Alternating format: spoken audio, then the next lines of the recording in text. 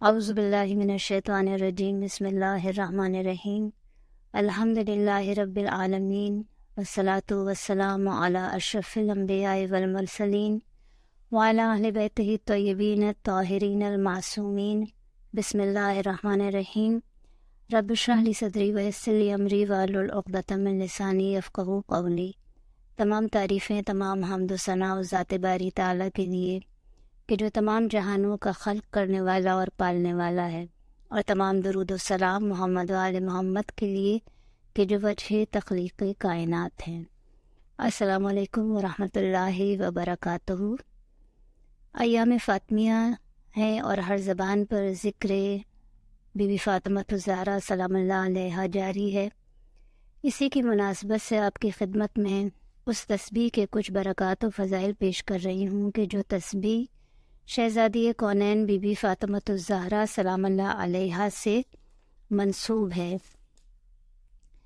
یوں تو تسبیح فاطمہ الزہرا سلام اللہ علیہا بے شمار فضائل کی حامل ہے جن سے ہم فائدہ نہیں اٹھاتے۔ ان میں سے چند آپ کے سامنے پیش کر رہی ہوں کہ اس میں سے ایک یہ ہے کہ یہ حفاظت کے لیے بہت مجرب ہے۔ پچھلے ادوار میں جب کراچی میں بہت زیادہ ٹارگٹ کلنگ چل رہی تھی تو کچھ افراد کی ایسے ٹریننگ ہوئی تھی کہ وہ اتنے پرفیکٹ ٹارگٹ کلر تھے کہ ان کا نشانہ خطا ہوتا ہی نہیں تھا، لیکن کچھ مومنین نے یہ تجربہ کیا کہ وہ حفاظت کی نیت سے گھر سے نکلنے سے پہلے تسبیح فاطمہ الزہرا سلام اللہ علیہا پڑھ کر نکلا کرتے تھے، تو وہ ان پرفیکٹ ٹارگٹ کلر کی نشانے سے بھی محفوظ رہے۔ اس کے علاوہ اس کا ایک اور فائدہ کہ یہ زندگی کے ساتھ ساتھ آخرت میں بھی فائدہ پہنچانے والی ہے۔ تسبیح فاطمہ الزہرا سلام اللہ علیہا کی یہ بھی فضیلت ہے کہ صرف زندگی کے مسائل میں فائدہ نہیں پہنچاتی بلکہ آخرت میں بھی فائدہ پہنچانے والی ہے، مگر ہم اس کی افادیت کو سمجھنے سے قاصر ہیں۔ اصل میں ہم تو بس ایک روٹین کے تحت ہر واجب نماز کے بعد بس ایک رسم سمجھ کر اسے پڑھ لیتے ہیں، بالکل اسی طرح جیسے کہ نام خدا ہماری زبانوں پہ چڑھ گیا، اتنا کہ اس کی یاد دلوں سے نکل گئی۔ بس یہی مثال تسبیح فاطمہ الزہرا سلام اللہ علیہا کے لیے بھی ہے کہ اس لیے کہتی ہوں کہ اس تسبیح کو کبھی بھی سرسری طور پر نہ پڑھیں، صدق نیت کے ساتھ پڑھیں، مکمل آداب کے ساتھ پڑھیں، اور اس تسبیح کو پڑھنے کے بعد اس کا ثواب تمام شہداء معصومین علیہ السلام کو ہدیہ کر دیا کریں۔ آیت اللہ صادق روحانی فرماتے ہیں کہ تسبیح زہرا سلام اللہ علیہا نافلہ نمازوں پر بھی مقدم ہے، یہاں تک کہ تسبیح زہرا درود پاک جیسی عبادت پر بھی مقدم ہے۔ اس کا ایک اور فائدہ کہ جسمانی اور روحانی ضعف کو دور کرنے والی ہے، کمزوری کو دور کرنے والی ہے۔ اس تسبیح کے برکات و فضائل میں شامل ہے کہ یہ تسبیح روحانی اعتبار سے تو انسان کو مضبوط بناتی ہے، اس کے ساتھ ساتھ جسمانی کمزوریوں کو بھی دور کرتی ہے۔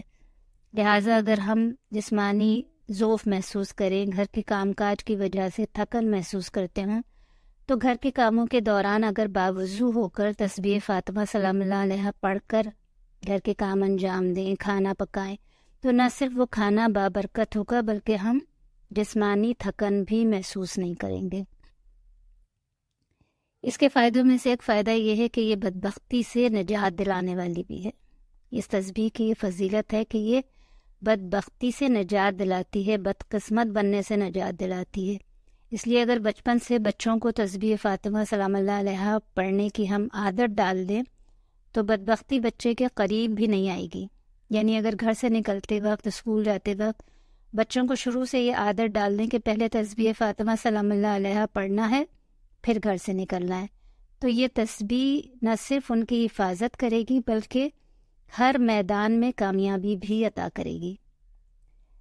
تسبیح فاطمہ الزہرا سلام اللہ علیہا پڑھنے کے سوتے وقت اگر ہم پڑھیں تو اس کے بھی بہت سارے فائدے ہیں، اور سوتے وقت پڑھنے کی جو فضیلت ہے وہ یہ ہے کہ سوتے وقت تسبیح فاطمہ الزہرا پڑھنے والا انسان ان افراد میں شامل ہو جاتا ہے کہ جو بہت زیادہ اللہ کا ذکر کرنے والے افراد ہوتے ہیں، یعنی اس کا نام ذکر کثیر کرنے والوں کی فہرست میں لکھ دیا جاتا ہے۔ اور اس کا ایک اور بہترین فائدہ جو امام جعفر صادق علیہ السلام نے بیان کیا کہ امام فرماتے ہیں کہ جب بھی کوئی بندہ مومن بستر پر جاتا ہے تو ایک فرشتہ اس کی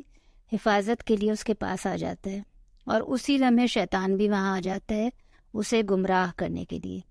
فرشتہ کہتا ہے کہ اپنے دن کا اختتام خیر پر کرو اور رات کو خیر سے شروع کرو، اور دوسری طرف شیطان آ کر تاکید کرتا ہے کہ اپنے دن کا اختتام گناہ پر کرو اور رات کو گناہ سے شروع کرو۔ جیسے ہم آج کل سوشل میڈیا کی وجہ سے دیکھتے ہیں، ہر قسم کا گناہ انتہائی آسان ہو گیا ہے۔ بس فون ہاتھ میں اٹھائیں اور سرکش نفس ایک لمحے میں گناہوں کی وادی میں آپ کو داخل کر دے گا۔ اسی طرح بہت سے ایسے لوگ بھی ہوتے ہیں جو رات کو اس ارادے سے ہی سوتے ہیں کہ صبح فجر کی نماز کے لیے نہیں اٹھنا ہے،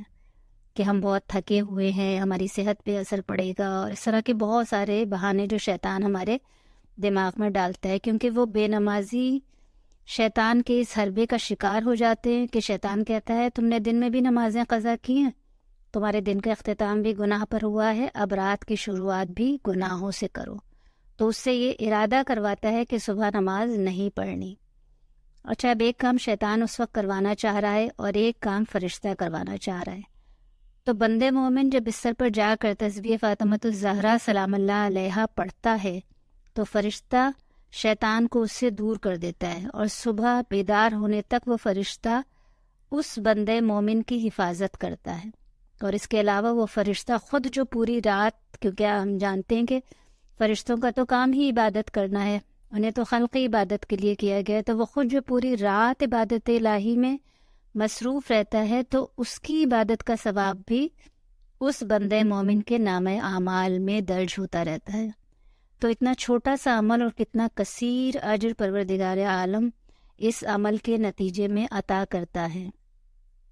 دعا گو ہوں بارگاہ رب العزت میں کہ پروردگار ہم سب کنیزان سیدہ کو شہزادی کونین سلام اللہ علیہا کی سیرت کو اپنانے، ان کی اطاعت کرنے کی توفیق عطا فرمائے، اور ہمیں تسبیح فاطمۃ الزہرا سلام اللہ علیہا پڑھنے کی سعادت نصیب فرمائے اور اس کا عادی بنائے۔ اللہم صلی علی محمد و آل محمد وعجل فرجہم۔